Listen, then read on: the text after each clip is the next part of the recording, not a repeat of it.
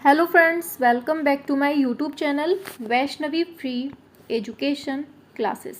Friends, जैसा आप लोग देख रहे हैं कि पिछली काफ़ी सारी क्लासेस हमने पढ़ाई हुई हैं और यहाँ जो आपको क्लासेस में पढ़ाया जा रहा है एकदम गदर टाइप के फैक्ट पढ़ाए जा रहे हैं जो आपके एग्ज़ाम में एकदम माहौल को गर्म कर देंगे। और देखिएगा, यहाँ से फैक्ट जो आपको मिलने वाले हैं एग्ज़ाम में 100% मिलने वाले हैं, तो आपको जो क्लास पढ़ाई जा रही है इस क्लास को बहुत अच्छे से पढ़ना है। ठीक है, चलिए क्लास स्टार्ट करते हैं। शायद इसके पहले हमने 4th क्लास पढ़ा दी है। ठीक है, आज हमें 5th चैप्टर स्टार्ट करना है और चैप्टर कौन सा होगा आपका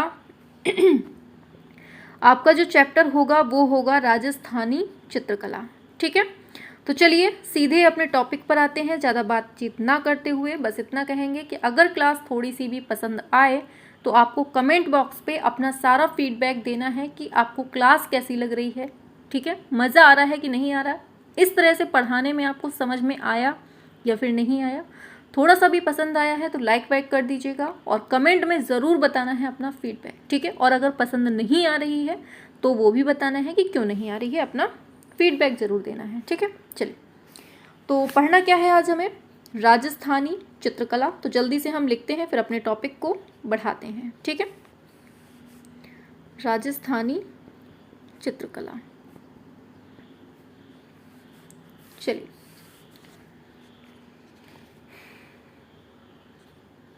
ठीक है, चलिए अब पढ़ते हैं राजस्थानी चित्रकला के बारे में। तो सबसे पहले पूछा जाता है कि राजपूत जो शैली है इसी को हम राजस्थानी शैली भी बोल देते हैं, या फिर उल्टा बोल दीजिए कि जो राजस्थानी शैली राजस्थानी चित्रकला है इसी को हम राजपूत शैली भी बोलते हैं। क्या कहते हैं? राजपूत शैली भी बोलते हैं। ठीक है, और इसी को हम राजस्थानी भी बोलते हैं। ठीक है, और पूछा जाएगा कि जो आपकी राजस्थानी चित्रकला है, मतलब ऐसे पूछा जा सकता है कि राजपूत जो चित्रकला है मतलब राजपूत शैली है जो, ये किसका किसका मिश्रण है। तो ये मतलब समझिएगा, थोड़ा सा बोलने में उल्टा हमने बोल दिया है। हम क्या बोल रहे थे कि जो आपकी राजस्थानी चित्रकला है इसी को हम भारतीय चित्रकला बोलते हैं। ठीक है, याद रखना है, हिंदू कला भी बोलते हैं। या फिर ऐसे पूछ लेता है उल्टा करके कि जो राजपूत शैली है ये किसका किसका मिश्रित रूप है। ये राजपूत शैली किसका किसका मिश्रित रूप है, तो याद रखना है ये राजस्थानी और पहाड़ी इन दोनों का मिश्रित रूप है। ठीक है, हाँ ये सेंटेंस बिल्कुल सही बना है, पहले हम थोड़ा सा उल्टा बोल गए थे। ठीक है, चलिए अब समझते हैं। पूछा जाएगा कि जो राजपूत शैली है इसके चित्रों को हम किस नाम से भी जाना जाता है, तो इसको हम राजस्थानी शैली भी बोलते हैं, हिंदू शैली भी बोलते हैं। ठीक है, तो यहाँ तक समझ में आया, पहले भी बोल चुके ये बात। आगे पूछा जाएगा राजपूत चित्रकला शैली की खोज किसने की है, तो याद रखना है डॉक्टर A.K. स्वामी, आनंद कुमार स्वामी ने की है। कब की है? 1916 ईस्वी में आनंद कुमार स्वामी ने अपनी पुस्तक प्रकाशित की थी। कौन सी पुस्तक? याद रखना है कौन सी पुस्तक। पुस्तक का नाम बहुत इंपॉर्टेंट है, खूब पूछी जाती है। ये है राजपूत पेंटिंग। इसमें उत्तर भारत से जो प्राप्त चित्र मिले हैं इनको 2 भागों में बांटा है इन्होंने। 1916 ईस्वी में आनंद कुमार स्वामी ने अपनी पुस्तक राजपूत पेंटिंग में उत्तर भारत से प्राप्त चित्रों को 2 भागों में बांटा है। पहला है आपका मुगल शैली और दूसरा यहीं से आ जाता है आपका राजपूत शैली। तो यहाँ से आपको समझ में आ गया कहाँ से इसका क्या हो रहा है। ठीक है, और जो डॉक्टर आनंद कुमार स्वामी हैं इन्होंने राजपूत शैली के अंतर्गत किन चित्रों को रखा है, तो राजपूत शैली के अंतर्गत किसको हमें पढ़ना है, तो इसमें हमें राजस्थानी और पहाड़ी को पढ़ना है। ठीक है, समझ में आ गया। अब जो राजपूत पेंटिंग पुस्तक है ये किसकी है, ये खूब पूछा जाता है, तो हमने बता दिया आपको आनंद कुमार स्वामी की है। और राजस्थानी राजपूत लघु चित्रकला के प्रारंभिक चित्रों के उदाहरण कहाँ से मिले हैं हमें, ये उदयपुर से मिले हैं। कहाँ से मिले हैं? उदयपुर से मिले हैं, याद रखना है। ठीक है, और राजस्थानी चित्रकला किस धर्म पर आधारित है, तो हिंदू धर्म से है। और राजस्थानी पेंटिंगों के जो पसंदीदा विषय हैं वो क्या हैं, तो ये अपने राधा कृष्ण के चित्र हैं। ठीक है, किस प्रदेश की चित्रित हवेलियां विख्यात हैं, खूब पूछा जाता है, तो ये अपने राजस्थान की है, राजस्थान की। ठीक है, और रागमाला पर आधारित जो सबसे ज़्यादा चित्रण हुआ है वो कौन सी शैली में, यही राजस्थानी में। और संगीत से संबंधित चित्रों को क्या कहते हैं, यही रागमाला कहते हैं। ठीक है, और राग रागनी के चित्र भारत के किस प्रदेश में मुख्य रूप से बनकर तैयार हुए? तो ये राजस्थान में बने हुए हैं। ठीक है, और भारतीय चित्रकला के अंतर्गत कुल कितने राग और रागनियों का मतलब अंकन देखने को मिलता है? तो याद रखना है 6 राग हैं और उनकी 36 रागनियां हैं। ठीक है, याद रखना है। और राजस्थान का प्राचीन एवं प्रारंभिक रागमाला चित्रण कौन सा है? खूब पूछा जाता है। राजस्थान का प्राचीन एवं प्रारंभिक रागमाला चित्रण कौन सा है? तो ये चुनार रागमाला है। क्या है? चुनार रागमाला है, जो कि बूंदी शैली के अंतर्गत आता है। 1591 ईस्वी में देखने को मिलता है। ठीक है, पूछा जाएगा जो पारंपरिक लघु चित्र शैलियाँ हैं उनका विषय क्या नहीं है? देखिए, ऑप्शन के अकॉर्डिंग हम यहाँ थोड़ा सा बता देते हैं कि ऐसे ऑप्शन में दे देता है। पूछा जाता है कि पारंपरिक लघु चित्र शैलियों का विषय क्या नहीं है। 3-4 ऑप्शन दे देगा, उसमें से एक अमूर्त लिखा होगा। क्या लिखा होगा? अमूर्त लिखा होगा। अगर अमूर्त देखने को मिलता है तो ये बिल्कुल नहीं है, ये याद रखना है। ठीक है, और अलग अलग राजस्थानी चित्रों की पहचान का उत्तम साधन कौन सा है? तो ये आँख है। ठीक है, और राजस्थानी शैली को पहाड़ी शैली से अलग किसने सबसे पहले माना है? तो ये डॉक्टर आनंद कुमार स्वामी ने माना है। ठीक है, और मुगल चित्रों से हिंदू चित्रों को भिन्न मानते हुए उन्हें राजपूत शैली के रूप में सबसे पहले किसने प्रतिपादित किया था? तो यही है अपने आनंद कुमार स्वामी। समझ में आ गया? आगे चलते हैं। तो राजस्थान के इतिहास लेखन का पितामह किसे माना जाता है? बहुत पूछा जाता है कि राजस्थान का जो इतिहास लेखन है इसका पितामह किसको कहते हैं? तो ये कहते हैं कर्नल टाड को कहते हैं। किसको कहते हैं? कर्नल टाड को कहते हैं। ठीक है, ये जो कर्नल टाड है ना, ये ब्रिटिश ईस्ट इंडिया कंपनी के एक अधिकारी हुआ करते थे। ठीक है, समझ में आ रहा है ना? बहुत अच्छे से आ रहा होगा, क्योंकि हर पॉइंट को बहुत क्लियरली बोल रहे हैं। भले ही लिख कर नहीं पढ़ा रहे हैं, लेकिन जो बोल रहे हैं, बोलने से बहुत जल्दी याद होता है, सुनने से बहुत जल्दी याद होता है। ठीक है, चलिए आगे देखिए। सबसे पहले जो राजस्थान शब्द का प्रयोग किया है ना, वो भी इन्हीं कर्नल टाड ने ही किया था। ठीक है, अब इनके बारे में एक चीज़ और सुनिए कि 1829 ईस्वी की annuls and activities of Rajasthan, अथवा कह दीजिए central and western Rajput states of India, ये जो दोनों पुस्तकें हैं, इनके लेखक कौन हैं? यही आपके कर्नल टाड हैं। दोनों पुस्तकों के नाम हम फिर से बोल देते हैं, सुन लीजिए। Annals and activities of Rajasthan, और दूसरा अगर दे देगा central and western Rajput states of India. इन दोनों में से कोई भी नाम आपको देखने को मिले, आंसर क्या होगा आपका? कर्नल जेम्स टाड हो जाएगा। ठीक है, और अपभ्रंश शैली का परिष्कृत एवं परिमार्जित रूप क्या है? यही आपका बहुत पूछा जाता है, बहुत इंपॉर्टेंट है कि अपभ्रंश शैली और मतलब अपभ्रंश शैली जो है इसका परिष्कृत और परिमार्जित रूप क्या है? तो ये आपकी राजस्थानी शैली है। ठीक है, यहाँ तक क्लियर हो गया होगा बहुत अच्छे से, क्योंकि हर चीज़ को बहुत अच्छे से क्लियरली बताया जा रहा है। ठीक है, आगे चलते हैं। तो राजपूत शैली के समकालीन कौन सी शैली थी? तो ये आपकी मुगल शैली थी। क्या थी? मुगल शैली थी। और राजस्थानी शैली मुख्यतः कैसी थी? तो ये लघु चित्र शैली थी, जिसे हम मिनिएचर पेंटिंग बोलते हैं। ठीक है, और लघु चित्रों की जो सर्वप्रमुख विशेषता है ना, ये अलंकारिता और इनकी काल्पनिकता इनकी मुख्य विशेषता है। ठीक है, और राजस्थानी शैली का आरंभ कहाँ से माना जाता था? कहाँ से? तो एक चश्म चेहरे से हुआ था। ठीक है, और राजस्थानी और पहाड़ी शैलियाँ जो चित्र शैलियाँ हैं, ये किस मुख्य वर्ग से संबंधित हैं? तो ये आपके राजपूत वर्ग से, राजपूत शैली से। अभी हमने ऊपर पढ़ा ही दिया है ये। ठीक है, अब देखिए एक चीज़ याद रखिएगा कि पूछा जाता है कि बोस्टन संग्रहालय में सुरक्षित राजस्थानी कला के आरंभिक चित्रों की विषय वस्तु क्या है? तो ये आपका रागमाला है। क्या है? ये आपका रागमाला है, याद रखना है। ठीक है, और राजस्थानी कला में प्रकृति चित्रण किस प्रकार का हुआ है? तो यहाँ पर अलंकारिक हुआ है।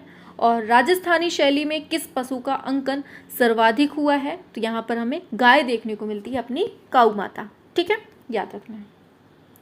और मांडू में कौन सी पांडुलिपि चित्रित की गई है? तो ये नियामतनामा की गई है।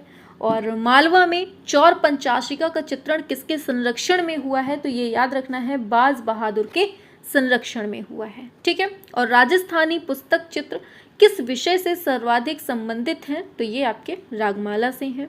और 17वीं शताब्दी, बहुत पूछा जाता है ये क्वेश्चन, याद रखना है, 17वीं शताब्दी रसिक प्रिया का सबसे पहला जो चित्रण प्राप्त होता है वो किस स्थान से प्राप्त होता है, ये खूब पूछा मतलब ये क्वेश्चन पूछा जा चुका है। अभी किसी पेपर में हमने देखा था, पूछा गया था कि जो रसिक प्रिया है इसमें इसका जो सबसे पहले चित्रण देखने को मिला है वो किस स्थान पर, तो ये मालवा में देखने को मिला है। कहाँ पर?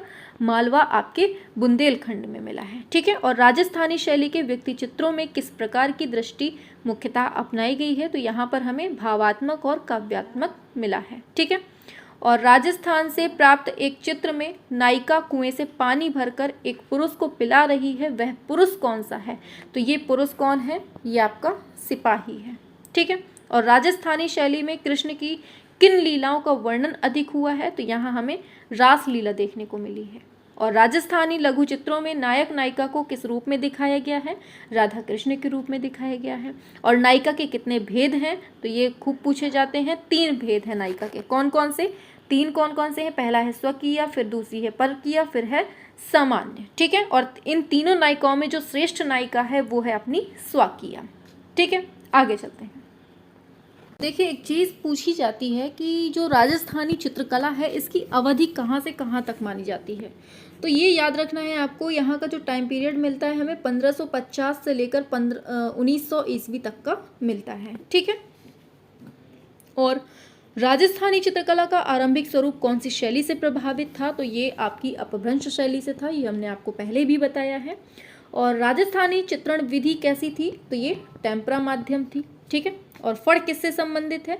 राजस्थानी लोक कला से। और फड़ चित्रों के लिए राजस्थान का प्रसिद्ध स्थल पूछा जाता है, तो ये आपका भीलवाड़ा है। ठीक है। और अंतर्राष्ट्रीय फड़ चित्रकार और भीलवाड़ा के गौरव पद्मश्री पुरस्कार से सम्मानित 90 वर्षीय श्रीलाल जोशी का निधन कब हुआ था, पूछा जाता है। श्रीलाल जोशी।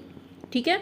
कौन? श्रीलाल जोशी। तो याद रखना है इनका निधन हो जाता है 2 मार्च 2018 को।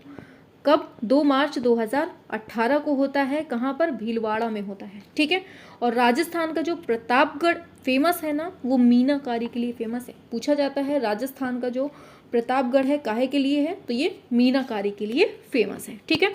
और राजस्थानी चित्रकला को कितनी मुख्य शैलियों और उप शैलियों में विभाजित किया है, तो यहाँ हमें 4 शैलियों पर विभाजित किया गया है। 4 शैलियाँ कौन कौन सी हैं, देख लेते हैं। 4 शैलियाँ कौन सी हैं? पहली हो गई मेवाड़ शैली, दूसरी हो गई मारवाड़ शैली, तीसरी हो गई हड़ौती शैली, और चौथी हो गई ढूढ़ाड़ शैली। ठीक है। तो ये 4 आपकी मुख्य शैलियाँ हैं। ठीक है।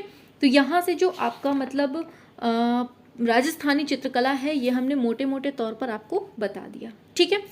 अब चलते हैं आगे फटाफट से। देखिए, आपके जो 6 राग और 36 रागनियाँ हैं ना, इसकी जो 6 राग और उनकी प्रत्येक की मतलब 6 रागनियाँ हैं, 36 हैं टोटल। तो 6 राग आपसे पूछे जाते हैं। रागनियाँ तो नहीं पूछेगा, लेकिन राग पूछा जा सकता है कि इनमें से कौन सा राग नहीं है। तो पहला हो गया श्री, दूसरा हो गया वसंत। आप लोग ऐसे याद करिए, श्री वसंत पंचम मेघ भैरव नट नारायण। कैसे? श्री वसंत पंचम मेघ भैरव नट नारायण। ये हो गए आपके 6 के 6। लिख देते हैं हम फटाफट से। श्री वसंत पंचम, 3-4 बार बोलिए, याद हो जाएगा। श्री वसंत पंचम मेघ भैरव, क्या बोलते हैं, श्री वसंत पंचम मेघ भैरव नट नारायण। मैं मेघ भैरव नट नारायण, नट नारायण। ठीक है। तो इस तरह से आपके ये 6 जो हैं क्या है, रागनी है ये। ठीक है। अब आते हैं अपनी, स्टार्ट करते हैं मेवाड़ शैली। जो अभी हमने 4 शैलियाँ पढ़ी, कहाँ गई ये, अरे ये दी है मेवाड़, मारवाड़ और कौन सी थी, हड़ौती और ढूढ़ाड़। तो सबसे पहले हम मेवाड़ शैली को देख लेते हैं। ठीक है। चलिए, तो मेवाड़ शैली के बारे में जानने से, अरे जस्ट 1 सेकेंड, चलिए हाँ ठीक है। देखिए, तो मेवाड़ शैली को जानने से पहले हम स्टार्ट करते हैं फटाफट से। पहले हम लिख दें। ठीक है, पहले हम लिख दें फिर अपनी स्टार्ट करते हैं। चलिए,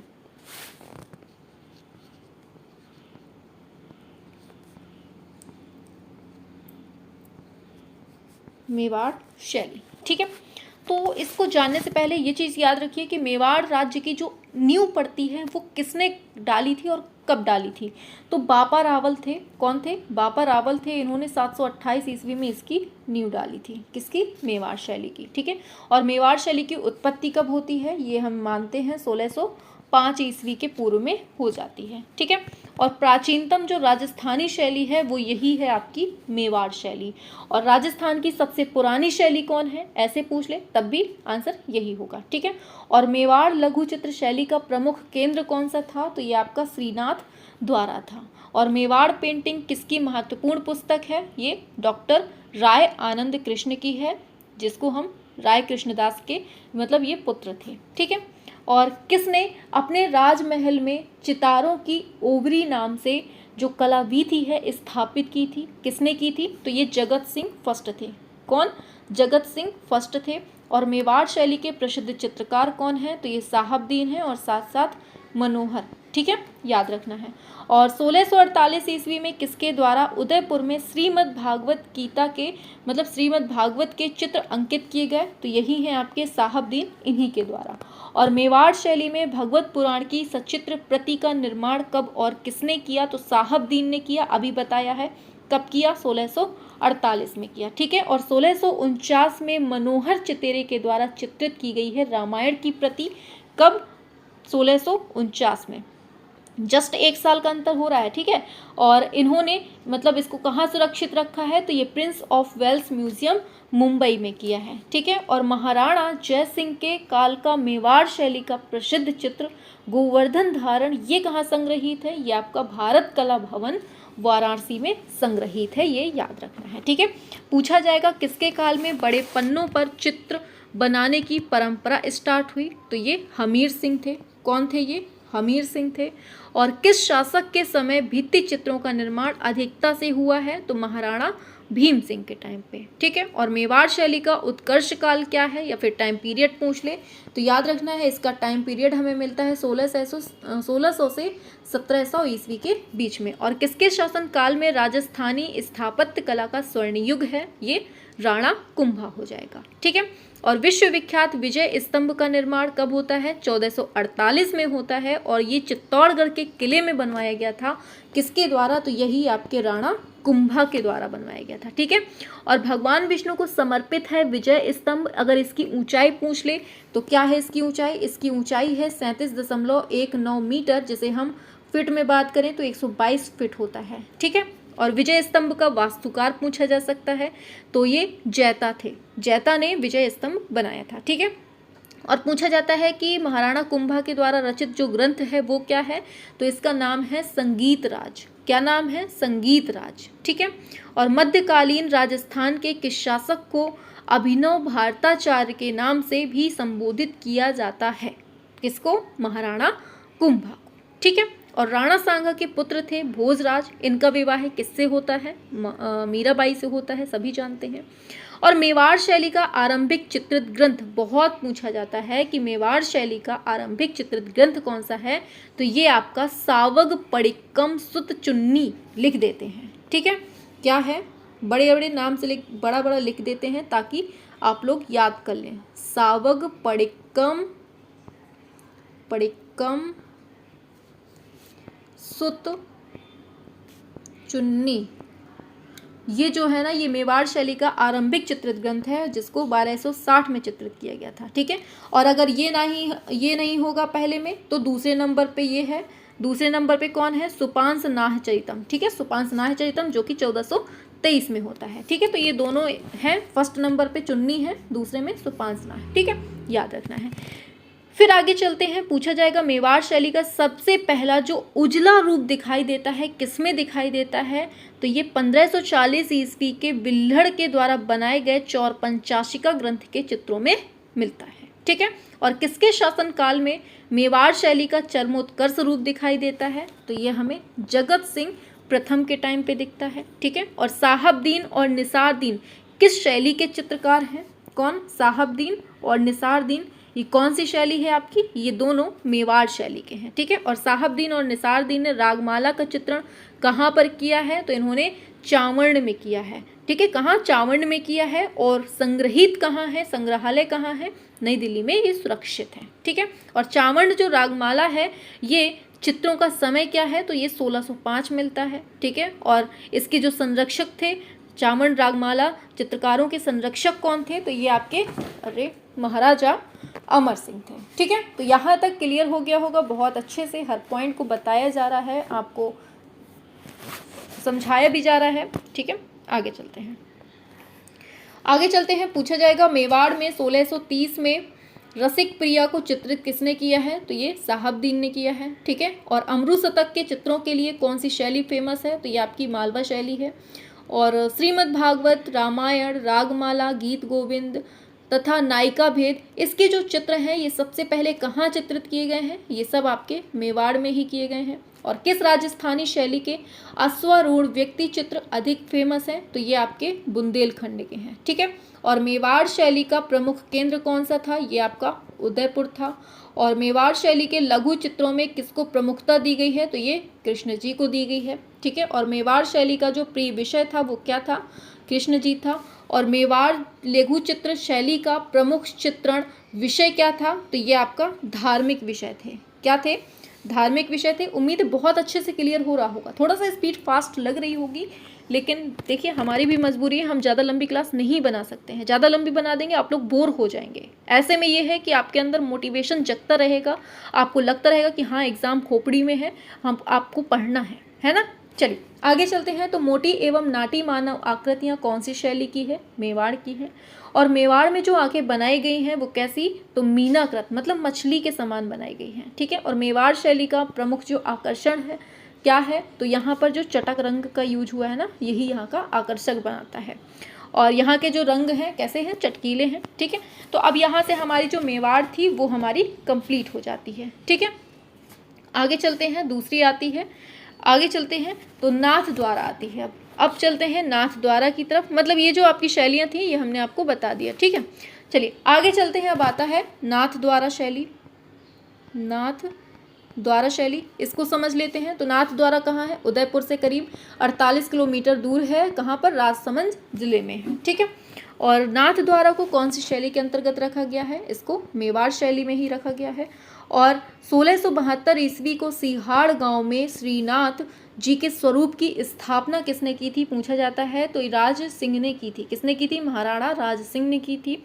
और नाथ द्वारा शैली, एक सेकंड, हाँ, नाथ द्वारा शैली की सबसे बड़ी देन क्या है? तो ये आपके पिछवाई चित्रण है, बहुत पूछा जाता है। ठीक है, और श्रीनाथ जी के स्वरूप के पीछे सज्जा युक्त बड़े आकार के कपड़े के पर्दे पर जो चित्र बनाए जाते हैं उन्हें क्या कहता है?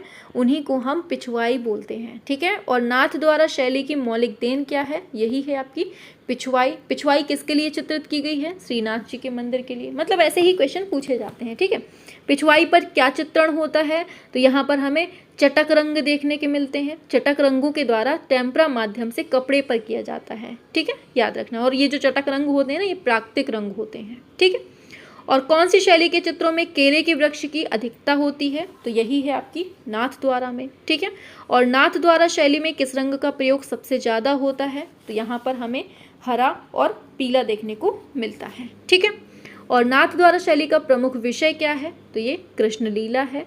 और नाथ द्वारा का प्रसिद्ध मंदिर कौन सा है? तो यही है आपका श्रीनाथ जी का मंदिर। ठीक है, यहाँ से नाथ द्वारा कंप्लीट होती है।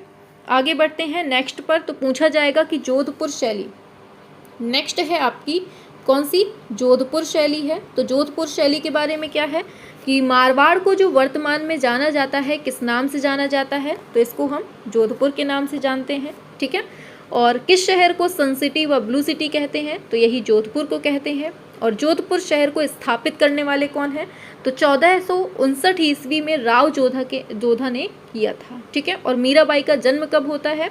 तो ये 1498 में होता है, मारवाड़ के मेड़ता में। ठीक है, मीराबाई का मंदिर कहाँ है? तो ये आपका चित्तौड़गढ़ में है, याद रखना है। ठीक है, हर पॉइंट आपको नंबर दिलाएगा। ठीक है, 16वीं शती के तिब्बती इतिहासकार लामा तारानाथ ने 7वीं शताब्दी में मरु प्रदेश, जिसे हम मारवाड़ बोलते हैं, इसके किस चितेरे का उल्लेख किया है?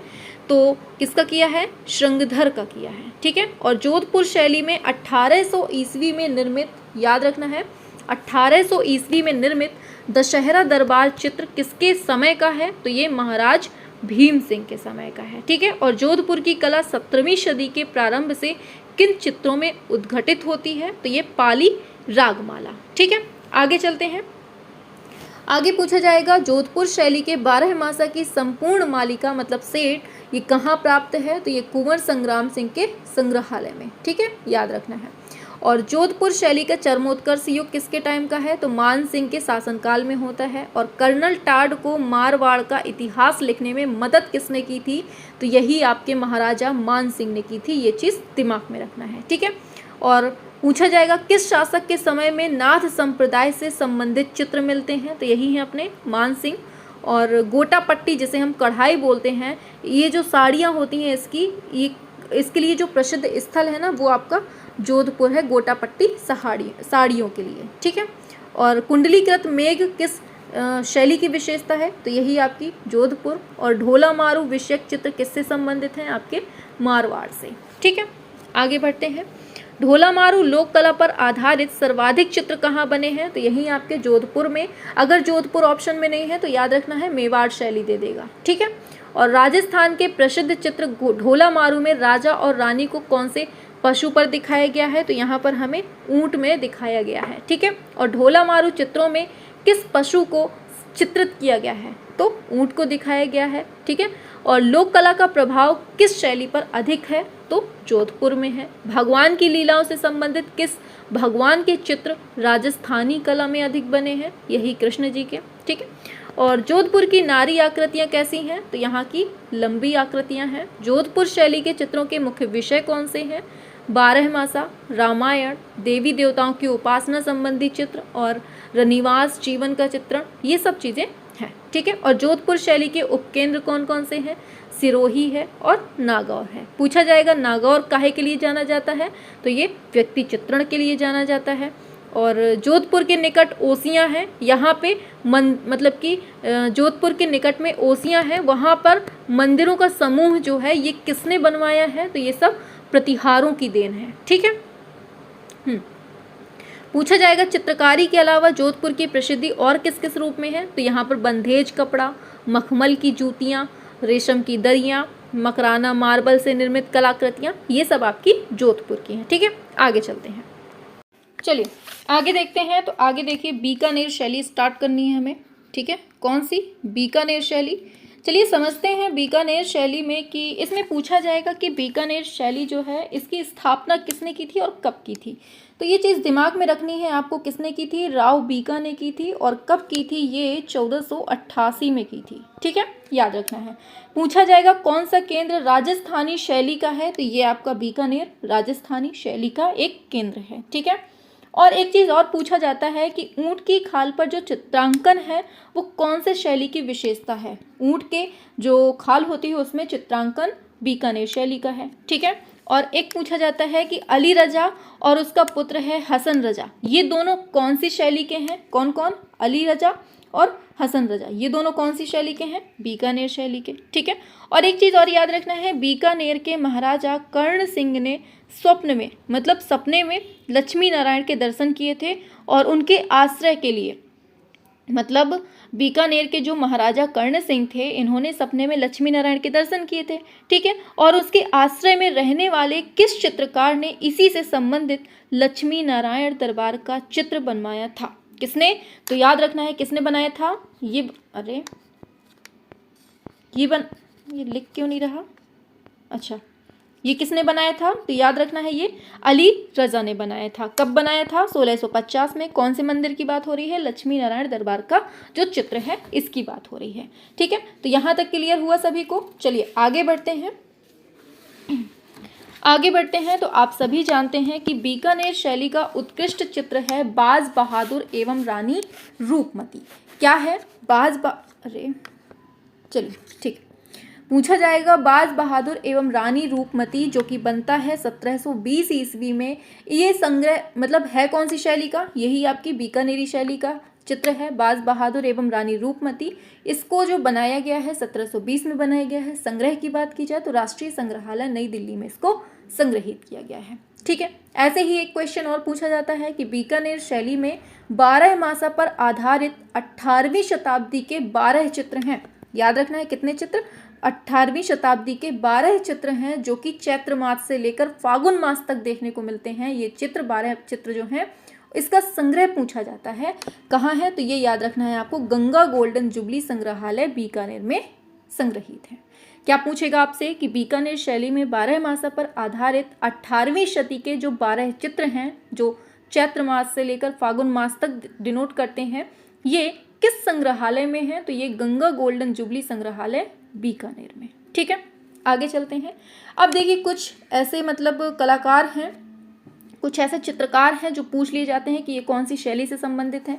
तो ये अली रजा और हसन रजा, ये तो हमने आपको बता ही दिए, इससे हैं। और साथ में आपको एक और याद रखना है, रुकनुद्दीन, और दूसरे हो गए नूरुद्दीन। ठीक है, तो रुकनुद्दीन और नूरुद्दीन और अली रजा, हसन रजा, ये सब किसके हैं, ये सब बीकानेरी शैली के हैं। ठीक है, देखने में लगता है कि मुगल शैली से होंगे, लेकिन ये जो है किससे हैं, बीकानेर से हैं। ठीक है, और पूछा जाता है कि कौन सी शैली है जो आरंभ से ही मुगल शैली से प्रभावित थी, तो ये आपकी बीकानेर शैली है जो मुगल शैली से प्रभावित थी। और किस शैली के चित्रों को अधिकतर मुसलमान चित्रकारों ने बनाया है, तो यही है आपकी बीकानेर शैली। ठीक है, चलिए आगे बढ़ते हैं।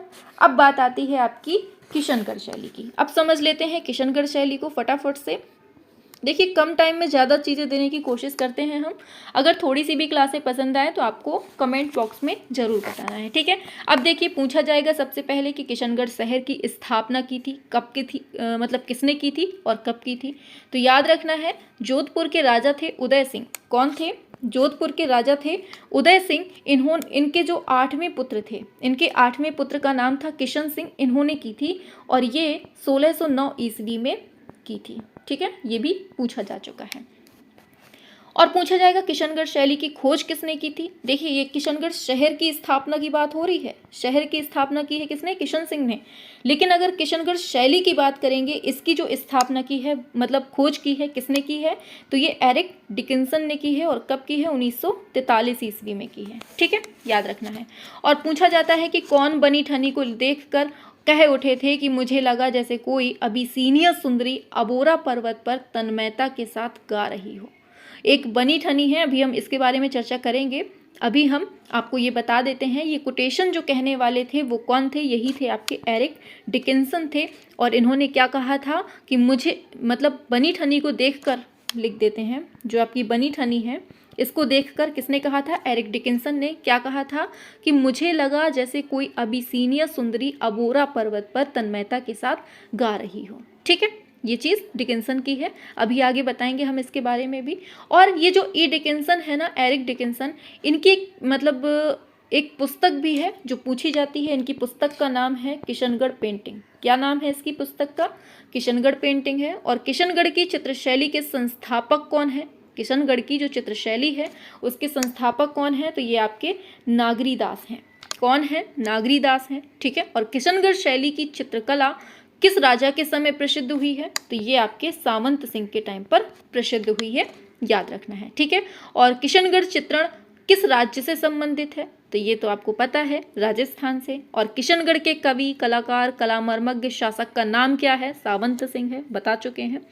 और किशनगढ़ चित्रशैली का जो जान है, कहा जाए प्राण है उसके, तो क्या है, रहस्यमय नारी सौंदर्य। यहाँ पर नारी सौंदर्य बहुत अच्छे से दिखाया गया है। ठीक है, और नारी सौंदर्य के आदर्श रूप में ही बनी गई है ये आपकी बनी ठनी, जिसमें राधा और कृष्ण के रूप में सावंत सिंह का चित्रण किया गया है। और ये कौन सी शैली है, अपनी किशनगढ़ शैली है। ठीक है, तो यहाँ से जो क्वेश्चन बनते हैं ना, वो हम आपको बिल्कुल फैक्ट वाइज पढ़ा रहे हैं।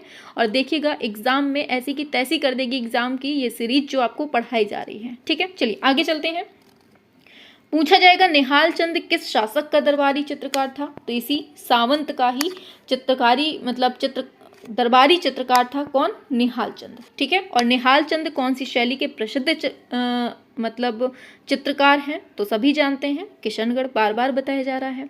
और किशनगढ़ के सावंत सिंह कविता में किस नाम से प्रसिद्ध थे, इन्हीं को, सावंत सिंह को ही हम किस नाम से जानते हैं कविताओं में, तो याद रखना है नागरीदास को, मतलब नागरीदास को जानते हैं। ठीक है, और एक और क्वेश्चन पूछा जाता है कि किशनगढ़ की एक बहुत मतलब विशेषता है, एक तरह से कहा जाए कि बालों की एक घुंघराली और मोटी लट किस शैली के मतलब मुखाकृतियों में देखने को मिली है, ये एक विशेषता भी है, ये आपके किशनगढ़ शैली के जो चित्र हैं ना, मुखाकृतियाँ हैं, इसमें हमें बालों की एक घुंघराली और मोटी लट देखने को मिलती है। ठीक है, और किशनगढ़ शैली में राधा कृष्ण की आकृतियाँ कैसी बनाई गई हैं, तो ये तीछड़े कटावदार बनाई गई हैं। ठीक है, याद रखना है। और कौन सी शैली में छोटी नौकाएं लाल रंग में दिखाई गई हैं, यही है आपकी किशनगढ़ शैली, जिसमें छोटी नौकाएं जो हैं लाल रंग में दिखाई गई हैं। ठीक है, और किशनगढ़ शैली के प्रसिद्ध आलोचक कौन थे, तो ये आपके कौन थे, ये आपके फैयाज अली खां थे। कौन थे ये, फैयाज अली खां थे। ठीक है, और खंजन, देखिए एक क्वेश्चन पूछा जाता है कि खंजन के समान फड़कते नेत्र, समझिएगा अच्छे से, जो खंजन के समान फड़कते नेत्र हैं, खंजन के समान फड़कते नेत्र, ये कौन सी शैली में अंकित हुए हैं, तो ये भी आपके किशनगढ़ शैली में है। ठीक है, और बनी ठनी को बता ही दिया है। ठीक है, अच्छे से समझिएगा। ऐसे भी पूछ लिया जाता है कि बनी ठनी जो है पेंटिंग, इसमें किसका प्रतिरूप देखने को मिला है, तो राधा का मिला है। ठीक है, और नागरीदास के काव्य में राधा के सौंदर्य वर्णन का आधार क्या बनी थी, तो यही आपकी बनी ठनी बनी थी। बनी ठनी को किसने अंकित किया है, मोरध्वज निहाल चंद ने किया है। और बनी ठनी को और क्या कहा जाता है, इसको हम भारत की मोनालिसा कहते हैं, या फिर बोल दीजिए इसी को मतलब क्या बोला जाता है, भारत की मोनालिसा, या फिर कह दीजिए इंडियन मोनालिसा कहते हैं। ठीक है, और जो बनी ठनी है, इसको बनाया कैसे गया है, ये कब बनाया गया है, ये 1800 ईस्वी में बनाया गया है। ठीक है, और कैसे बना है, कागज पर टेम्परा माध्यम से बना है।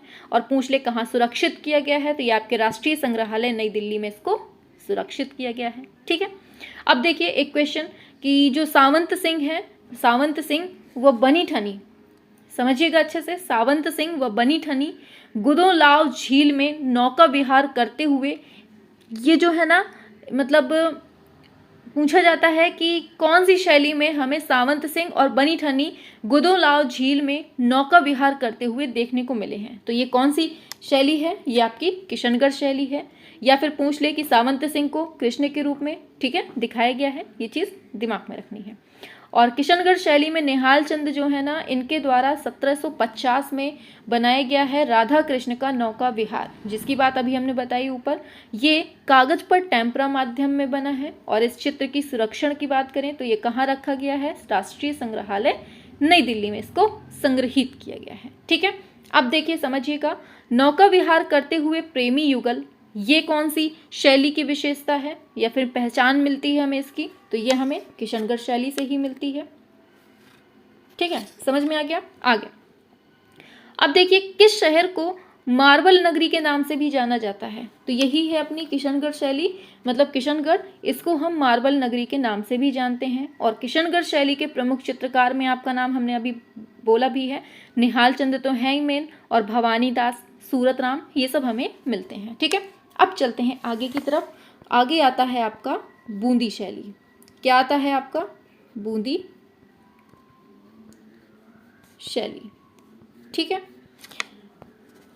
अब देखिए पूछा जाएगा बूंदी राज्य की स्थापना किसने की थी, तो याद रखना है 1342 ईस्वी में राव देवाजी ने की थी। ठीक है, और पूछा जाता है जो हाड़ा राजा थे, इनकी राजधानी कौन है, तो यही आपकी बूंदी है, हाड़ा राजाओं की राजधानी। और बूंदी की चित्रकला को देखकर किसने लिखा था कि ये चित्र मानवों ने नहीं जिन्नात ने बनाए हैं। पूछा जाता है कि बूंदी की चित्रकला को देखकर किसने कहा था कि ये चित्र मानवों ने नहीं जिन्नात ने बनाए हैं, ये कहा था, कहने वाले थे रुडयार्ड किपलिंग थे। ठीक है, और बूंदी चित्रकला में हमें क्या देखने को मिलता है, राजस्थानी संस्कृति के हमें रंग यहाँ पर मिलते हैं। ठीक है, और बूंदी शैली की जो विशेषता है ना, वो मेनली अपने यहाँ पर रंग देखने को मिलते हैं। ठीक है, और बूंदी चित्र शैली में जो रंग योजना थी कैसी थी, यहाँ पर हमें चटकोली रंग योजना मिलती है। कैसी, चटकोली। ठीक है, जैसे आप लोग चटक मटक रहते हैं ना, वैसी वाली। और पूछा जाता है राजा अनिरुद्ध सिंह हाड़ा जो हैं, ये कौन सी शैली से संबंधित हैं, ये अपनी बूंदी शैली के ही मिलते हैं। कौन, राजा अनिरुद्ध सिंह हाड़ा। इन्होंने 18वीं सदी के आरंभ में उत्कल राम चितेरे के द्वारा टेम्परा माध्यम में चित्र बनाया था। ठीक है, याद रखना है। मतलब कि क्या है कि राजा अनिरुद्ध सिंह हाड़ा जो है, ये नाम देखने को मिलता है, ये एक तरह का चित्र है। और कौन सी शैली का है, तो ये बूंदी शैली का है। और ये 18वीं शताब्दी में बनता है, किसके द्वारा, उत्कल राम चितेरे के द्वारा बनता है, टेम्परा माध्यम में बनता है। ठीक है, याद रखना है। आगे चलते हैं, अभी आगे आएगा ये सब चीज़ हम बताएंगे अच्छे से, ठीक है। राजस्थान की वह प्रसिद्ध चित्र शैली जो रंगों की सतरंगी आभा के प्रयोग के लिए फेमस है, तो कौन सी है ये? बूंदी है, ठीक है, याद रखना है कौन सी है ये बूंदी है, ठीक है। आगे, नारी सौंदर्य काहे के लिए विख्यात है? तो ये बूंदी कलम के लिए। और नारी चित्रण में तीखी नाक, बादामी आंखें, पतली कमर, छोटे व गोल चेहरे, ये सब कौन सी शैली की विशेषता है? तो ये भी यही बूंदी शैली की विशेषता है, ठीक है। और पूछा जाता है कि बसंत रागनी, एक चित्र है बसंत रागनी जो कि 1692 में बनाया जाता है, ये कौन सी शैली में है? आपकी बूंदी शैली में है, ठीक है।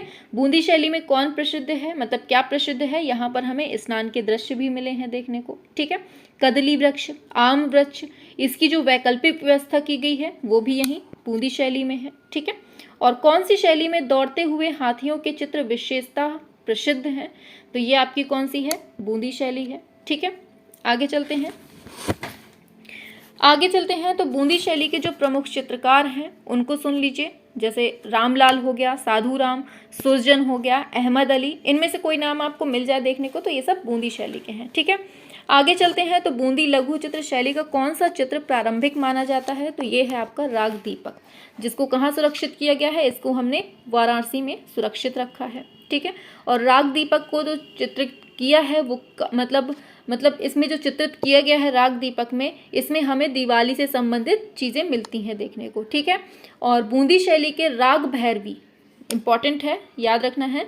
बूंदी शैली के राग भैरवी जिसका संग्रह है इलाहाबाद संग्रहालय प्रयागराज में, इसके जो चित्र हैं, इसका जो रचना काल माना जाता है वो क्या माना जाता है? राव रतन सिंह का टाइम माना जाता है, ठीक है। और जो राग भैरवी है, इस चित्र में क्या दिखाया गया है? एक स्त्री को प्रातःकाल शिव मूर्ति की पूजा करते हुए दिखाया गया है, ठीक है। और बूंदी के लघु चित्रों का प्रमुख विषय क्या है? तो सभी जानते हैं, राग माला है, ठीक है। और रागमाला श्रृंखला के चित्रों के रूप में बूंदी के आरंभिक चित्र कहाँ बने हैं? तो ये आपके चुनार में बने हुए हैं। कहाँ बने हैं? चुनार में। और राग दीपक किस शैली का है? बार बार बताया जा रहा है, बूंदी शैली का है, ठीक है। और बूंदी शैली के चित्रों में किस प्रकार का रंग सबसे अधिक देखने को मिला है? यहाँ हमें सोना चांदी रंग मिला है देखने को, ठीक है। और बूंदी में सबसे पहले किस राजा ने चित्रकार नियुक्त किया है? तो ये शत्रुशाल ने। किसने? शत्रुशाल ने, ठीक है, याद रखना है। और भारतीय लघु चित्रों की बूंदी शैली का उत्कर्ष किसके समय में होता है? तो ये राव उम्मेद सिंह के। और टाइम पीरियड अगर बोल दे तो लिख देते हैं यहीं पर 1739 से 1770 ईस्वी में, ठीक है, राव उम्मेद सिंह। आगे पूछा जाएगा कि बूंदी शैली को प्रोत्साहन किससे मिला था? तो राव सुरजन से मिला था, ठीक है। और बूंदी शैली के चित्रकारों का प्रिय चित्रण विषय क्या था? तो ये इंपॉर्टेंट है, इसको याद रखिएगा। इंपॉर्टेंट क्या? सब कुछ इंपॉर्टेंट है जितना बोल रहे हैं, ठीक है। रात्रि दृश्यों के चित्र, जो बूंदी शैली है इसके चित्रकारों का जो प्रिय विषय था वो रात्रि दृश्यों के चित्र हैं, ठीक है। और बूंदी शैली के एक चित्र दूज का चांद देखते प्रेमी युगल पर किस चित्रकार का नाम देखने को मिला है? तो हमें मोहन का मिला है, ठीक है। और राजस्थानी शैली की किस उपशैली में 12 मासा का बहुतायत से चित्रण हुआ है? तो यही है अपनी बूंदी शैली। और चित्रकला का कौन सा स्कूल राजस्थान का है? बूंदी है। प्रसिद्ध बादल महल कहाँ स्थित है? तो ये तारागढ़ किला बूंदी में स्थित है। और राजस्थान की किस शैली को पशु पक्षियों की चित्र शैली कहते हैं? यही है अपनी बूंदी शैली। और 84 खंभों वाली छतरी कहाँ स्थित है? ये भी बूंदी में है। और बूंदी में किन रंगों की प्रचुरता है? तो यहाँ लाल पीले रंग की प्रचुरता है, ठीक है। और प्रकृति का सतरंगी चित्रण कहाँ मिला है? बूंदी में मिला है, ठीक है। तो ऐसे जितने भी मतलब फैक्ट थे ये हमने बता दिए, ठीक है। अब यहाँ से हमारी बूंदी कंप्लीट होती है। अब हमारी स्टार्ट होती है यहाँ से कोटा शैली। कौन सी? कोटा शैली। चलिए समझते हैं। कोटा जो है ना चलिए कोटा के बारे में जानते हैं। काफ़ी देर से बोल रहे हैं तो गले में खिंचाव सा हो रहा है। चलिए खैर कोई बात नहीं, आप लोगों का सिलेक्शन होगा तो मज़ा आ जाएगी। चलिए देखिए कोटा के बारे में समझिए कि कोटा जो है कहाँ स्थित है। तो ये बूंदी जिले से 35 किलोमीटर और जयपुर से 240 किलोमीटर की दूरी पर चंबल नदी के तट पर स्थित है। कौन सी नदी है? चंबल नदी स्थित के तट पर है, ठीक है। और कोटा शैली की खोज की बात की जाए तो ये 1952 में होती है। और कब होती है? कर्नल टी मतलब किसके द्वारा होती है? Colonel T G Gear Anderson थे, इनके द्वारा होती है। किसके द्वारा? एंडरसन के द्वारा होती है, ये याद रखना है, ठीक है। और देखिए एक चीज़ कि हड़ौती शैली है ना, इसी को, इसकी जो दूसरी शैली थी वो ही आपकी कोटा शैली थी। मतलब हड़ौती शैली की ही दूसरी शैली कौन सी है? कोटा शैली है। कोटा राज्य की स्थापना किसने की थी? राज्य की भी पूछ लेता है तो माधो सिंह ने की थी। माधो सिंह ने की थी, कब की थी? 1631 में की थी। और कोटा शैली के मुख्य आश्रयदाता कौन है? तो ये आपके राजा उम्मेद सिंह हैं, जो कि 1771 से 1820 ईस्वी तक मिलते हैं देखने को, ठीक है। आगे चलते हैं तो कोटा शैली का जो चरमोत्कर्ष काल था वो कौन सा था? तो राजा उम्मेद सिंह के समय पे। और कोटा शैली के उत्कृष्ट भित्ति चित्र कहाँ पर बने हैं? तो याद रखना है, झाला जी की हवेली है और छत्र महल, राजमहल और देवी जी की हवेली, यहाँ सब में बने हुए हैं, ठीक है। और कोटा शैली का प्रसिद्ध चित्र जो है आपका 16 श्रृंगार, पूछा जाता है 16 श्रृंगार जो है ये आपका 1770 ईस्वी का बना हुआ है। ये सुरक्षित कहाँ है? तो ये याद रखना है आपको, राष्ट्रीय संग्रहालय नई दिल्ली में इसको मतलब संरक्षण दिया गया है, ठीक है। अब समझिए आगे कि देखिए पूछा जाता है कि महान कला प्रेमी वीर शिकारी जो आपके राजा उम्मेद सिंह हैं, इसके समय में कौन सी शैली में कार्य हुआ था? तो ये आपकी कौन सी है? कोटा शैली, ठीक है। कोटा स्कूल की क्या विशेषता है? यहाँ हमें शिकार दृश्य मिले हैं देखने को, ठीक है। और राजस्थान की कोटा शैली के विषयों में जो सर्वोत्कृष्ट है वो क्या है? यहाँ के पशु, क्या है? पशु हैं, ठीक है। और नाटकीय बादलों का अंकन कौन सी शैली में हुआ है? यही कोटा शैली में। और कोटा शैली के प्रमुख चित्रकार पूछ लेता है कौन कौन है? तो लक्ष्मी नारायण हो गया, रघुनाथ हो गया और गोविंद राय हो गए, ये सब आपके चित्रकार हैं, ठीक है।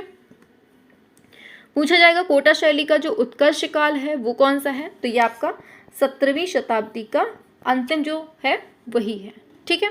चलिए अब यहाँ से हमारी ये भी कंप्लीट होती है। आगे बढ़ते हैं अलवर शैली। नेक्स्ट कौन सी है आपकी? अलवर शैली है। बस थोड़ी सा बचा है, पढ़ लीजिए।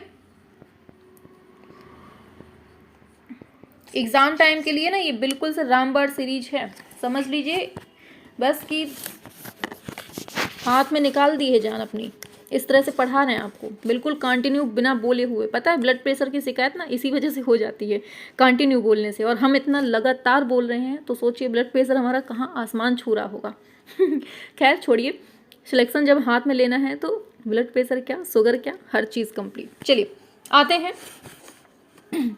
देखिए अलवर राज्य जो है ना, पूछा जाता है अलवर राज्य की स्थापना कब होती है? तो ये आपके 1775 में होती है। और अलवर राज्य की स्थापना करते कौन हैं? तो ये आपके महाराजा प्रताप सिंह करते हैं, ठीक है, याद रखना है। और किसके राजकाल में शिव कुमार प्लस डालू राम, ये जो दो चित्रकार हैं जयपुर से अलवर आए थे, तो किसके टाइम पर? राजा प्रताप सिंह, इन्हीं के टाइम पे आए थे, ठीक है। और राव बख्तावर सिंह के भतीजे विनय सिंह उर्फ जिनको हम कहते हैं बन्ने सिंह, इसके शासनकाल में किस प्रकार के चित्रों का निर्माण हुआ है? तो पूछा जाता है इनको हम स्क्रोल कहते हैं, या फिर कह दीजिए लपेटवा पट्टचित्र, ठीक है। किसके टाइम पे? याद रखना है, ठीक है। आगे पूछा जाएगा हाथी दांत की पटरियों पर जो चित्रण हुआ है वो कौन सी शैली में हुआ है? अलवर शैली में, ठीक है। और प्रसिद्ध चित्रकार हैं मूलचंद, किस शैली में हाथी दांत के फलकों पर चित्रण का कार्य करते थे? तो यही अलवर शैली में करते थे। हर चीज़ बताते जा रहे हैं, दोहरा के, भूलना नहीं है, ठीक है। हाँ, अलवर राज्य का राजकीय चित्रकार किसे नियुक्त किया गया है? तो किसको किया गया है? डालू राम को किया गया है, ठीक है। और अलवर के राजगढ़ के किले में स्थित शीश महल के भित्ति चित्र किसने बनाए थे? डालू राम ने बनाए थे, ठीक है। और अलवर की प्रसिद्धि और किस रूप में है? तो ये पेपर मेशी के रूप में जाने जाते हैं, ठीक है, मतलब जानी जाती है ये। और अलवर शैली के प्रमुख चित्रकार की बात कर लेते हैं, तो सुन लीजिए क्योंकि इम्पॉर्टेंट है, यहाँ लिखते जाते हैं। मूलचंद, डालू राम, बलदेव और सालिग्राम और जमनादास हो गए आपके, और कौन है? छोटे लाल हो गए, बक्सा राम हो गए, नंदाराम। इस तरह से ये आपके यहाँ के प्रमुख चित्रकार हैं। तो यहाँ से अलवर शैली होगी। आगे बढ़ते हैं जयपुर शैली। कौन सी? अब आती है आपकी जयपुर शैली, ठीक है। चलिए समझिए, देखिए जो जयपुर शैली है ना, देखिए ढूढ़ाड़ नाम के मतलब कि ढूढ़ाड़ शैली के नाम से कौन सी चित्रकला जानी जाती है? तो ये आपकी जयपुर शैली को ही हम किस नाम से जानते हैं? ढूढ़ाड़ नाम से जानते हैं। और राजपूतों के किस वंश ने जयपुर रियासत पर शासन किया है? तो ये हैं आपके कछवाहा वंश। ठीक है, याद रखना है। और आमेर में किन विषयों पर अधिक चित्र बने हैं? तो यहाँ पे जो अमूर्तता देखने को मिलती है वो आमेर में मिलती है। ठीक है, और जयपुर शहर की स्थापना पूछे कब होती है? याद रखना है, जयपुर शहर की स्थापना 1727 में होती है। ठीक है, याद रखना है कब होती है? 1727 में होती है। किसके द्वारा होती है? सवाई जयसिंह सेकंड के द्वारा। किसके द्वारा? सवाई जयसिंह सेकंड के द्वारा होती है। ये चीज़ दिमाग में रखनी है। ठीक है, और जयपुर शैली का उद्भव और विकास कब होता है? इसका टाइम पीरियड कब मिलता है? 1700 से 1900 मिलता है। ठीक है, और जयपुर शैली को संरक्षण मिला है किससे? राजा सवाई जयसिंह से। ठीक है, काफ़ी देर हो गया ना बोलते बोलते, तो गले में दर्द होने लगा। चलिए, जब मंजिल को पाना ठान लिया है तो फिर क्या देखना कि गले में दर्द है कि क्या हो रहा है। हमें तो सीधे सिलेक्शन चाहिए, है ना। बस बढ़ते चलना है, एकदम सिलेक्शन के पास पहुंचना है। चलिए चलते हैं आगे। देखिए, ये जितनी भी सीरीज दी जा रही है ना, जितनी भी हैं, कंटिन्यू आपको पूरी पढ़ लेनी है। ठीक है, जो मतलब स्टार्टिंग से भी तैयारी कर रहा है ना, वो भी अगर एक एक फैक्ट को सुन सुनकर पढ़ना चाहे ना तो वो भी पढ़ सकता है। बिल्कुल A to Z पढ़ाया जा रहा है। और देखिएगा कि यहाँ से कितने क्वेश्चन आपको एग्जाम में मिलते हैं। ठीक है, चलिए आते हैं। पूछा जाएगा जयपुर शहर के वास्तुकार कौन थे? तो ये विद्याधर भट्टाचार्य थे। ठीक है, कौन थे? विद्याधर भट्टाचार्य थे। भले ही हम लिख नहीं रहे हैं हर चीज़ को, लेकिन बोल पूरा रहे हैं। तो आप लोग समझ सकते हैं एक एक चीज़ लिखकर नहीं बताई जा सकती है। आप लोग बड़े हो गए हैं, बच्चे नहीं रहे हैं। ठीक है, हाँ चलिए आगे देखते हैं। बिहारी देखिए, हम एक चीज़ बोलेंगे कि कोई भी नोट्स मत बनाना। अगर आप लोग स्टार्टिंग से भी तैयारी कर रहे हैं ना, तो आपको नोट्स बिल्कुल नहीं बनाने हैं, बिल्कुल भी नोट्स नहीं बनाने हैं। केवल इन क्लासों को कम से कम 4 से 5 बार सुनना है। हर क्लास को पहले पूरा एक बार सरसरी निगाह से पढ़ डालिए, फटाफट से सुन डालिए पूरी क्लासें जितनी हम पढ़ा रहे हैं। फिर जब दोबारा में सुनेंगे तो थोड़ा सा आपको कुछ याद हो गया होगा। जब आप दोबारा में पढ़ेंगे ना पूरी सीरीज़ को फिर से शुरू से, तो कुछ ना कुछ याद हो गया होगा आपको। जो स्टार्टिंग से कर रहे हैं उनके लिए बता रहे हैं। ठीक है, उनको कुछ याद हो गया होगा। पूरी सीरीज़ दोबारा पढ़ डालिए। फिर जब दोबारा पढ़ेंगे तो आपके अंदर एक अलग कॉन्फिडेंस दिखेगा, बिना नोट्स के, बिना किसी चीज़ के एक अलग ही आपके अंदर जुनून देखने को मिलेगा कि हाँ अब हमें चीज़ें आने लगी हैं। ठीक है, हमने क्या बोला कि बिहारी सतसई का जो सबसे पहले चित्रण हुआ है वो किस स्थान पर हुआ है? तो यहीं आपके जयपुर में हुआ है। ठीक है, और बिहारी सतसई के लेखक कौन है? बिहारी लाल हैं। ठीक है, और कवि जयराज है ना, जो उनके 12 मासा पर आधारित 12 चित्र जो जयपुर शैली में प्राप्त हुए हैं, ये वर्तमान में कहाँ रखे गए हैं? पता है किसी को? याद रखना है, ये कोटा में रखे गए हैं, राजकीय संग्रहालय कोटा में। ठीक है, और गोवर्धन धारण का, चलिए बताते हैं। हमने क्या बोला कि गोवर्धन धारण का प्रसिद्ध चित्र है जो कि जयपुर में मतलब बना है। तो ये जयपुर के किस संग्रहालय में है ये पूछा जा रहा है। कहाँ पर है ये? तो ये आपका, अरे चलो ठीक है, ये आपका सिटी पैलेस संग्रहालय में है। ठीक है, सिटी पैलेस संग्रहालय में है, याद रखना है। और रासमंडल का सर्वोत्तम एवं सुप्रसिद्ध चित्र कौन सी शैली का है? तो ये भी आपका जयपुर शैली का है।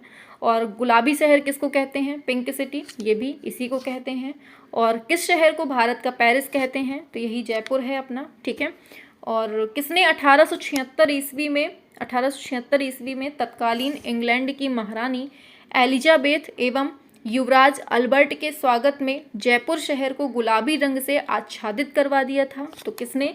सवाई राम सिंह ने। ठीक है, और पूछा जाता है ब्लू पॉटरी के लिए क्या प्रसिद्ध है? यही अपना जयपुर प्रसिद्ध है। ठीक है, देखिए ब्लू पॉटरी है ना, इसमें पेरिसियन नीले रंगों का प्रयोग किया जाता है। ऐसे भी पूछ सकता है इसमें किसका यूज करते हैं? तो पेरिसियन नीले रंगों का। ठीक है, और जयपुर में वेधशाला जो है, जंतर मंतर, इसका निर्माण किसने करवाया था? तो ये सवाई जयसिंह ने करवाया था।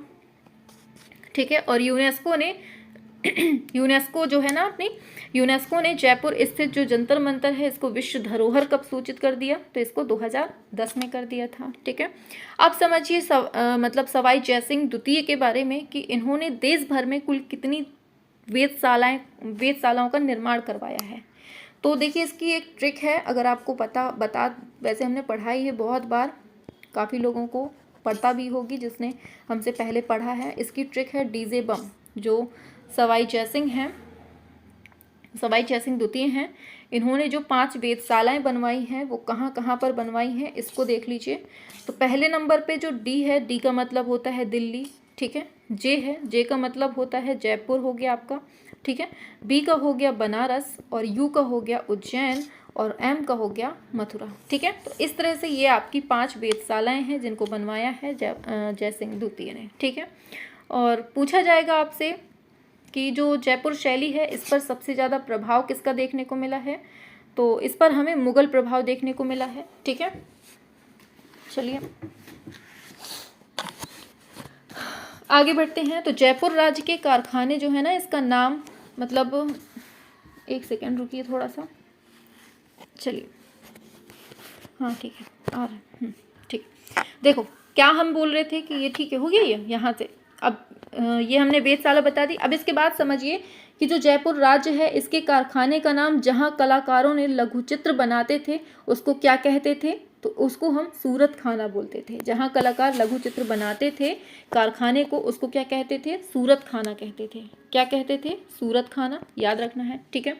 और चित्रों के निर्माण के लिए जो सूरत खाना की स्थापना की थी जयपुर में, किसने की थी, तो यही आपके सवाई जयसिंह, इन्होंने ही की थी, ठीक है। और जयपुर में ईसरलाट और सिटी पैलेस, इसका निर्माण किसने करवाया है, पूछा जाता है कि ईसरलाट और क्या हम बोले हैं अभी, ईसरलाट और सिटी पैलेस, इन दोनों का निर्माण किसने करवाया है, तो ये गलत लिख दिया है, ये किसने करवाया है, ये सवाई, हाँ सही बोल रहे थे, सवाई जो ईश्वरी सिंह है उन्होंने करवाया है, ठीक है। और एक चीज़ याद रखिएगा, 1857 ईस्वी में किसने Maharaja school of art and craft की स्थापना जयपुर में की थी, तो ये थे आपके कौन, राम सिंह थे। कौन थे, राम सिंह थे, ठीक है। और पूछा जाता है कि मीनाकारी के लिए कौन फेमस है, यही आपका जयपुर फेमस है, ठीक है। और अपने आदमकद चित्रों के लिए कौन फेमस है, तो ये जयपुर फेमस है, ठीक है। और जयपुर शैली का वह प्रसिद्ध चित्रकार जो आदमकद व्यक्ति चित्र बनाने के लिए प्रसिद्ध था, वो कौन है, तो ये है आपके साहिब राम। कौन है, साहिब राम, ठीक है। और राजस्थानी शैली के भित्ति चित्र बनाए जाते हैं किस पर, देखिए राजस्थानी शैली बोल दे या फिर जयपुर शैली बोल दे, कुछ भी बोल दे, तो आपको समझ जाना है कि भित्ति चित्र जो बनाए गए हैं ये गीली सतह पर बनाए गए हैं, ठीक है। और इटालियन फ्रेस्को पेंटिंग की टेक्निक किसके समान मानी जाती है, तो ये आपके जयपुरी फ्रेस्को के समान मानी जाती है, ठीक है। और जयपुरी फ्रेस्को चित्रण मतलब जो है इसका केंद्र, मतलब किस केंद्र पर सिखाया जाता था, तो ये याद रखना है, वनस्थली विद्यापीठ जयपुर में इसको सिखाया जाता था। किसकी बात हो रही है, जयपुरी फ्रेस्को चित्रण की, ठीक है। और जयपुरी फ्रेस्को में निहित दीप्त रूप, मतलब चमचमाती जो सतह होती है ना, इसके संबंध में जो कहा जाता है कि ये अकीक पत्थर से घोटाई करके चमकाए जाते थे। क्या कहते हैं इसके बारे में, कि जो जयपुरी फ्रेस्को में जो मतलब चमचमाती सतह होती है ये अकीक पत्थर से घोटाई करके चमचमाए जाते थे, ठीक है। आगे चलते हैं। पूछा जाएगा हवा महल कहाँ है, तो आपका जयपुर में है। कहाँ है, हवा महल की बात होगी, कहाँ है, आपके जयपुर में है। कब बनता है, 1799 में। और कहाँ, मतलब कहाँ है जयपुर में, बता दिया। किसने बनवाया है, तो सवाई प्रताप सिंह ने बनवाया है, ठीक है। पूछा जाता है जयपुर में जो प्रमुख स्थापत्य हैं वो कौन कौन से हैं, तो ये याद रखना है, इंपॉर्टेंट है। जंतर मंतर हो गया, हवा महल हो गया, सिटी पैलेस हो गया, ठीक है। और गोविंद देव जी का मंदिर हो गया, आमेर का किला हो गया, और जयगढ़ का किला हो गया, और बीएम बिरला तारामंडल हो गया, ठीक है। ये सब चीज़ें हैं। और पूछा जाएगा किस शैली के चित्रों में पुरुषों के चेहरे पर चोट एवं चेचक के दागों के निशान दिखाए गए हैं, तो यही है अपनी चेचक वाली, दाग धब्बों वाली जयपुर शैली, ठीक है। और जयपुर शैली के कुछ जो चित्रकार हैं फेमस हैं वो कौन है, मोहम्मद शाह और साहिब राम हैं, ठीक है, ये याद रखना है। और राजस्थान में जो प्रसिद्ध मीनाकारी गहने हैं वो कहाँ पहने जाते हैं, यही अपने जयपुर में पहने जाते हैं, ठीक है। और संगमरमर की मूर्तियाँ राजस्थान में कहाँ बनती हैं, यही जयपुर में बनती हैं, ठीक है। तो उम्मीद है बहुत अच्छे से समझ में आ गया है, उम्मीद करते हैं बहुत अच्छे से समझ में आया है और हर चीज़ को बहुत क्लियरली बताया है। देखिए थोड़ा सा स्पीड हमारी फास्ट ज़रूर है, लेकिन किस लिए फास्ट है ये भी आप लोग जानते हैं, ठीक है। अगर आप लोग कहें कि मैम थोड़ा सा स्लो कर दीजिए, तो देखिए स्लो चलेंगे तो स्लो ही रह जाएंगे, पीछे ही रह जाएंगे। ठीक है, हमें सबसे आगे निकलना है। और एग्ज़ाम टाइम पे जैसा कि ये सीरीज आप लोग देख रहे हैं चल रही है, तो इस सीरीज में स्लो चलना तो नहीं हो पाएगा। ठीक है, इसका एक ही ऑप्शन है कि आप थोड़ा सा स्पीड स्लो कर कर सुन लीजिए, या फिर थोड़ा सा रोक रोक कर दिमाग में रिकॉल कर करके पढ़ लीजिए। ठीक है, तो बस अब आपको क्या करना है, अब आपको नीचे फटाफट से जाना है। क्लास हम एंड करने ही वाले हैं। ठीक है, क्लास एंड करने ही वाले हैं, तो आपको तुरंत जाना है कमेंट बॉक्स पे और तुरंत छाप के बताना है कि आपको क्लास कैसी लगी। ठीक है, अपना फीडबैक ज़रूर देना है, क्योंकि यहाँ अगर हम बिल्कुल से मतलब जी जान लगाए हुए हैं पढ़ाने में, तो थोड़ा सा भी मतलब आपको थोड़ा सा भी हेल्पफुल लग रहा है कि नहीं लग रहा है, थोड़ी सी भी मतलब आपको लग रहा है कि हाँ एग्ज़ाम के लिए हमारे बहुत बेनिफिट हो सकती है ये सीरीज और हमें कुछ ना कुछ फ़ायदा हो रहा है, तो प्लीज़ ये चीज़ मतलब आपको कमेंट बॉक्स में ज़रूर बतानी है कि मैम बहुत अच्छी क्लास रही, या फिर कोई कमी समझ में आ रही है तो कमी भी आपको कमेंट बॉक्स पे बतानी है। ठीक है, हर चीज़ आपके लिए बिल्कुल एकदम फ्री पढ़ाया जा रहा है, और आप लोग ये नहीं कहेंगे कि जैसे कोचिंग में मतलब पढ़ाया जाता है वैसे नहीं पढ़ा रही हैं मैम, उससे कहीं ज़्यादा मेहनत करके हम पढ़ा रहे हैं। हम ये सोच कर पढ़ा रहे हैं कि मतलब कि ज़्यादा से ज़्यादा चीज़ें कम से कम टाइम में दी जाएँ, ताकि आप लोग हमारे टाइम पर तो जो पढ़ रहे हैं वो पढ़ ही रहे हैं, बाकी खुद से भी पढ़ सकें और खुद से रेस्ट भी कर सकें, है ना। चलिए, तो अब हमारा जो ये 5th चैप्टर था कंप्लीट हो गया है। अब हम जो नेक्स्ट जो इसके बाद आएगी क्लास, उसमें हम 6th चैप्टर पढ़ेंगे, और 6th चैप्टर आपका क्या होगा सभी को पता है या फिर बताएं? मुगल और दक्षिणी चित्रकला। ठीक है, मुगल और आपकी जो दक्षिणी चित्रकला है ना, इसको हम नेक्स्ट क्लास में पढ़ेंगे। ठीक है, हाँ चलिए फिर क्लास ऑफ कर देते हैं, और आपको तुरंत लास्ट में बताना ज़रूर है कि क्लास कैसी लगी। ठीक है, चलिए ऑफ करते